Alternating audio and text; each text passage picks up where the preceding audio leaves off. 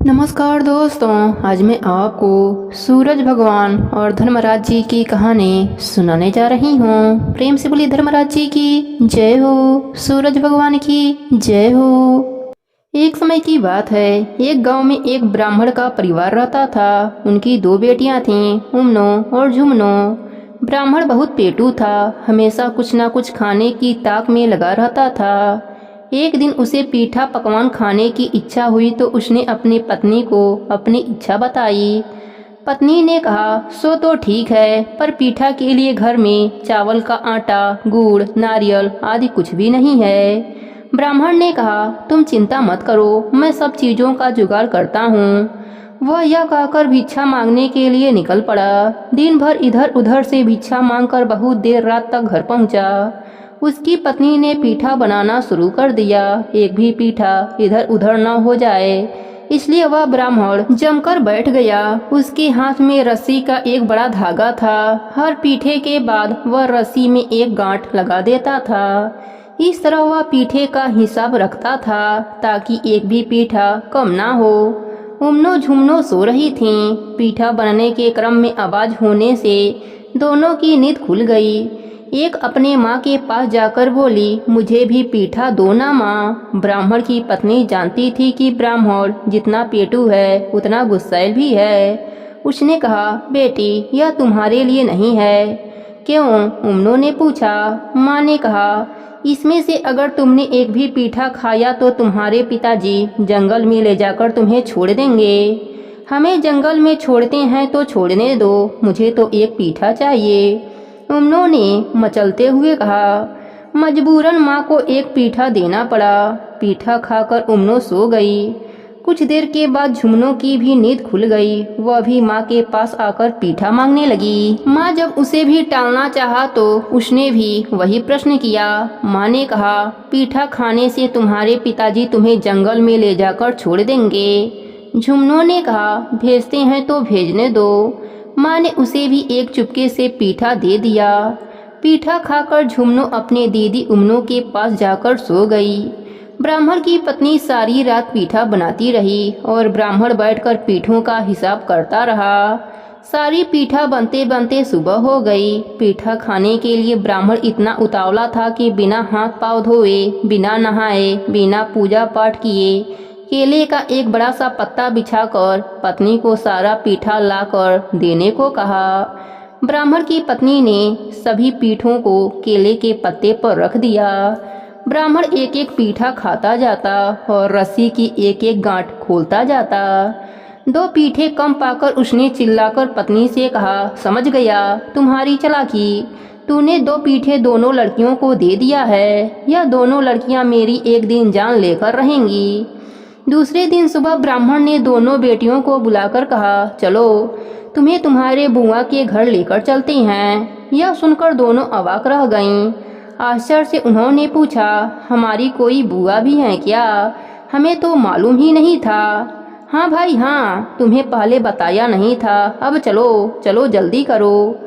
उमनो झुमनो दोनों बहनें कभी भी कहीं भी घूमने नहीं गई थीं। बुआ के घर घूमने की बात सुनकर झटपट तैयार हो गईं। ब्राह्मण की पत्नी सब समझ रही थी और आश्चर्यचकित हो रही थी, पर ब्राह्मण के क्रोध के डर से वह कुछ नहीं बोल पा रही थी।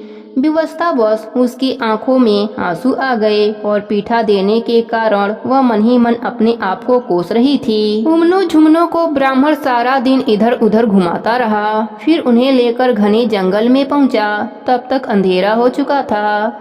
दोनों बेटियों ने पूछा, बुआ का घर अब कितनी दूर है?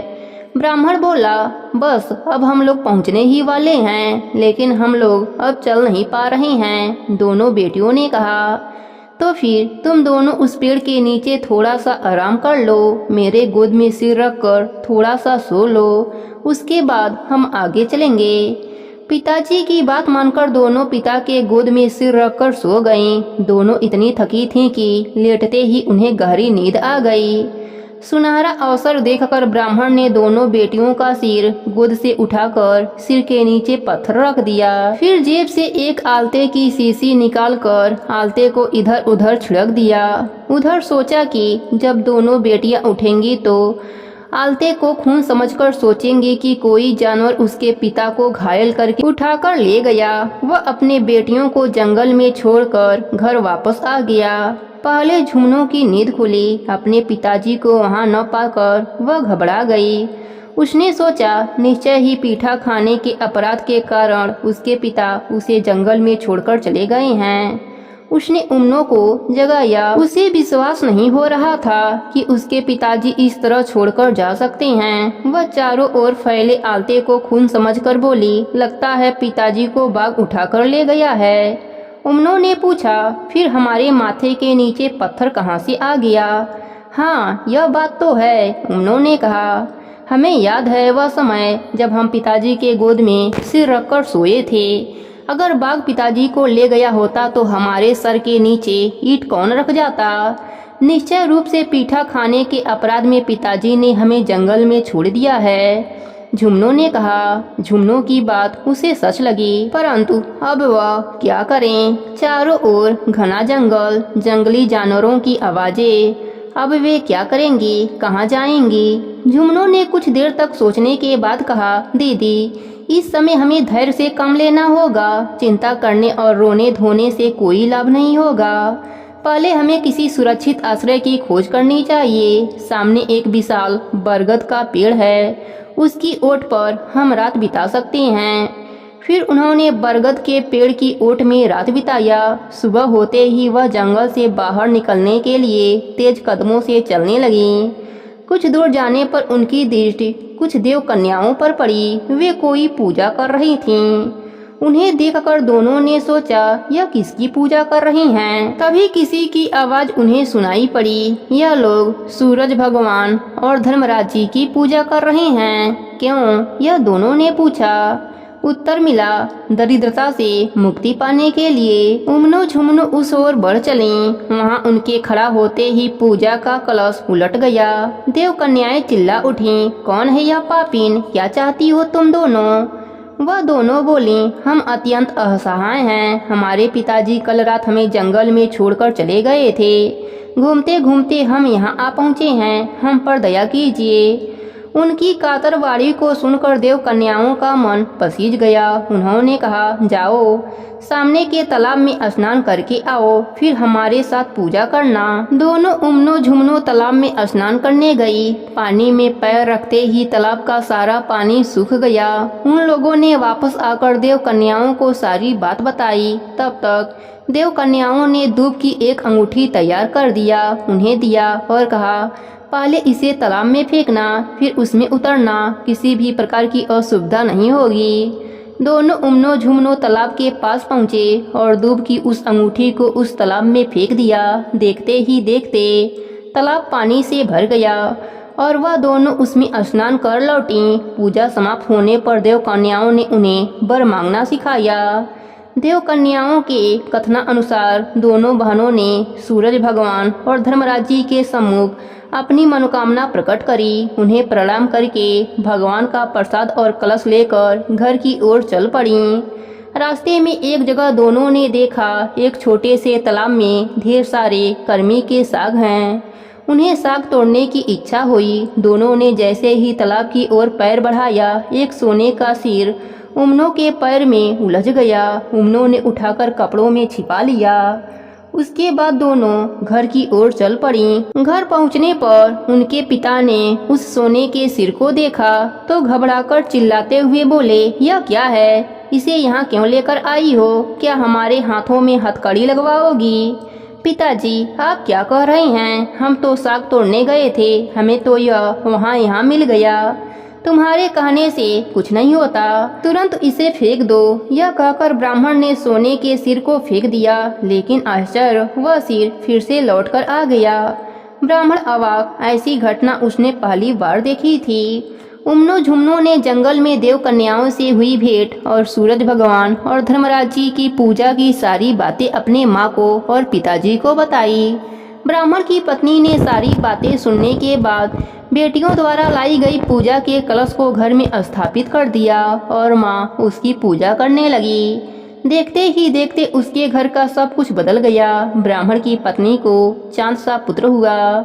सूरज भगवान और धर्मराज जी की कृपा से उमनों का उस देश के राजा के साथ तथा झुमनों का वहाँ के मंत्री के साथ विवाह हो गया। बेटियों के ससुराल जाने से पहले ब्राह्मण ने उनसे पूछा, हाँ तो बेटी, तुम लोगों की कोई इच्छा हो तो बोलो। उमनों ने कहा, बहुत दिनों से मछली का शोरबा नहीं पिया, खूब इच्छा हो रही है। पर झुमनों ने कहा, मुझे नित्य नियम के उद्यापन करने हैं, आप पूजा का सारा सामान ला दीजिए। ब्राह्मण ने सारा सामान लाकर दे दिया। अपना अपना काम निपटाकर दोनों हाथी पर चढ़कर अपने अपने पति के घर की ओर रवाना हुई। उमनो जिस रास्ते से गुजर रही थी उसके चारों ओर महामारी फैल रही थी। लोगों के घर आग में जलकर गिरने लगे। चोरी, डकैती, खून, राहजनी चारों ओर होने लगी। दूसरी ओर जिस रास्ते से झुमनो जा रही थी उसके चारों ओर से खुशी की आवाजें आ रही थीं। पेड़ पौधे फूलों से लद रहे थे। खेतों में सोने के फसल लहलाने लगे। उमनो राजा के साथ राजमहल में आई। राजा की माँ ने द्वार पर ही सोने की चौकी, सोने की डलिया लेकर खड़ी थी। उमनो ने जैसे ही सोने की चौकी पर पैर रखा वह लोहे में बदल गया। उमनो के सिर पर सोने की डलिया छुआते ही वह डलिया भी लोहे में बदल गया। सास बड़बड़ाती हुई बोली, ऐसी कुलच्छनी बहू मैंने आज तक नहीं देखी थी। उधर झुमनों के साथ अलग प्रकार की घटनाएं घटी। मंत्री राजा के तरह संपन्न नहीं थे। बहू का स्वागत करने के लिए मंत्री की माँ के पास न सोने की चौकी थी न सोने का डलिया था। मंत्री की माँ साधारण सामान लेकर खड़ी थी, लेकिन चमत्कार हो गया। झुमनों ने जैसे ही चौकी पर पैर रखा वह चौकी सोने की हो गई। डलिया भी छुआते ही सोने की हो गई। ऐसी सुलक्षणी बहू पाकर सास के खुशी का ठिकाना न रहा। इतना ही नहीं, उमनों को रानी बनाकर लाने के बाद से राजा के मानो बुरे दिन आ गए। कभी हाथी खाने में हाथी मरते तो कभी घोड़सवार में घोड़े मरते। राज्य में चारों ओर महामारी फैल गई। लोगों ने आपस में कहना शुरू कर दिया, ऐसी कुलच्छनी बहू कभी नहीं देखा, एक एक करके सभी को खा जाएगी। राजा को खटका लगा। एक तरफ उसके घर का बुरा हाल और दूसरी ओर मंत्री की दिन पर दिन उन्नति हो रही थी।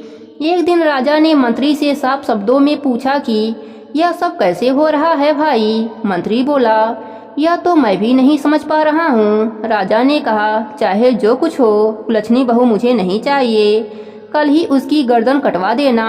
मंत्री धर्म संकट में पड़ गया, लेकिन राजा का आदेश वह टाल नहीं सकता था। लाचार होकर जल्लाद को बुलाकर उसने राजा के आदेश का पालन करने को कहा, लेकिन जल्लाद को दया आ गई। उसने उमनों को झुमनों के घर के सामने छोड़ दिया और एक कुत्ते को काटकर उसका खून राजा को दिखा दिया। झुमनों ने बड़े प्यार से उमनों को अपने पास बैठाकर उसकी सारी बातें सुनी। फिर कहा, जानती हूँ दीदी, यह सब सूरज भगवान और धर्मराज जी के कोप से हो रहा है। झुमनों ने उमनों को अपने ही घर में इस प्रकार छिपाकर रखा कि उसके पति को भी इसकी भनक नहीं लगी। इधर सूरज भगवान की कृपा से ब्राह्मण ने अपने पुत्र की शादी करने की बात सोची। एक दिन बारात लेकर वह अपने बेटे का विवाह करने के लिए निकला। कुछ दूर जाने पर लड़के ने कहा, हो सरौता लाना तो मैं भूल ही गया। ब्राह्मण बोला, कोई बात नहीं, मैं तुरंत लेकर आता हूँ, तो तुम लोग यहीं पर प्रतीक्षा करो। ब्राह्मण दौड़ते दौड़ते घर पहुंचा। ब्राह्मण की पत्नी उस समय दरवाजा बंद करके कहानी सुन रही थी। ब्राह्मण प्रतीक्षा न कर सका, दरवाजा तोड़कर घर में घुस गया। गुस्से से वह थर थर कांप रहा था। लाठी के प्रहार से उसने पूजा के कलश को चकनाचूर कर दिया। उसके बाद सरौता लेकर तेजी से उस ओर चल पड़ा जहां उसका बेटा और बाराती इंतजार कर रहे थे, लेकिन वहाँ कोई न था। बाराती न गाजा बाजा, केवल उसका बेटा खड़ा रो रहा था। बहुत दुखी होकर ब्राह्मण घर लौटा, परंतु यह क्या, विशाल घर के स्थान पर पहले जैसा भूस का घर बन गया। ब्राह्मण हस्तप्रस्त रह गया। उसकी पत्नी रोती हुई बोली, सूरज भगवान और धर्मराज जी ने जो दिया था सब ले लिया। ब्राह्मण शांत भाव से बोला, जो होना था वह हो गया, सब भूलकर तुम फिर से नित्य नियम की पूजा करो। ब्राह्मण की पत्नी दुखी होकर बोली, कैसे करूं, कुछ भी तो घर में नहीं है। ब्राह्मण बोला, चिंता मत करो, मैं सारी व्यवस्था करता हूँ। ब्राह्मण सहायता लेने की आशा से झुमनों के घर गया। बेटी के ठाट बाट देखकर वह दंग रह गया। उसने देखा दासियां सोने के घड़ी में जल डालकर झुमनों को नहला रही हैं। ब्राह्मण ने दासियों को अपना परिचय दिया, लेकिन उन्हें उसके बात पर विश्वास न हुआ। तब ब्राह्मण घास की एक अंगूठी बनाकर पास रखे एक घड़े में फेंक दिया। जब दासियां झुमनों के सिर पर जल डाल रही थी, तब वह घास की अंगूठी गिर पड़ी। झुमनों ने पूछा, क्या है यह, किसने इसमें डाला है? एक दासी बोली, एक आदमी ने। वह बता रहे हैं कि वह आपके पिताजी हैं। झुमनों ने आदेश दिया, उन्हें जल्दी से यहाँ लेकर आओ। दासियां शीघ्र ब्राह्मण को अंदर ले गईं। झुमनों ने अपने पिता का आदर सत्कार किया, फिर बहुत सारा रुपए पैसा देकर सम्मान के साथ उन्हें विदा किया। लेकिन रास्ते में ही डाकुओं ने सब कुछ लूट लिया। बेचारा ब्राह्मण खाली हाथ घर लौटा। पति को खाली हाथ लौटा देख उसकी पत्नी ने पूछा, क्या बेटी ने कुछ नहीं दिया? ब्राह्मण बोला, दिया तो बहुत कुछ था, लेकिन डाकुओं ने सब कुछ लूट लिया। अब क्या होगा, इस बार तुम जाओ, ब्राह्मण बोला। ब्राह्मण की पत्नी झुमनों के घर गई। वहां उसका बहुत आदर सत्कार हुआ। उसने अपने आने का कारण बताया। झुमनू अपनी माँ को सलाह देती हुई बोली, तुम यहीं सूरज भगवान और धर्मराज जी की पूजा करके घर जाना। ब्राह्मण की पत्नी मान गई। उसके बाद पूजा का वही दिन आया। झुमनू ने अपनी दीदी उमनो को उपवास रखने और सूरज भगवान और धर्मराज जी की पूजा करने को कहा। पूजा के अंत में इच्छित वर मांगने को कहा। ब्राह्मण की पत्नी ने मांगा, मेरा सब कुछ पहले जैसा लौट आए। उमनो ने मांगा, मेरा घर जैसा था फिर से वैसा हो जाए, मुझ पर पति की कृपा हो जाए। देखते ही देखते दोनों की इच्छाएं पूर्ण हो गईं। उनके जीवन में किसी भी चीज की अभाव न रहा। हे धर्मराज जी, हे सूरज भगवान, जैसे आपने ब्राह्मण की पत्नी को दिया, उमनो और झुमनो को दिया, वैसे ही अपने सभी भक्तों पर अपनी कृपा बनाए रखना। कहानी अधूरी हो तो पूरी करना, पूरी हो तो मान रखना। प्रेम से बोली सूरज भगवान की जय हो, धर्मराज जी की जय हो।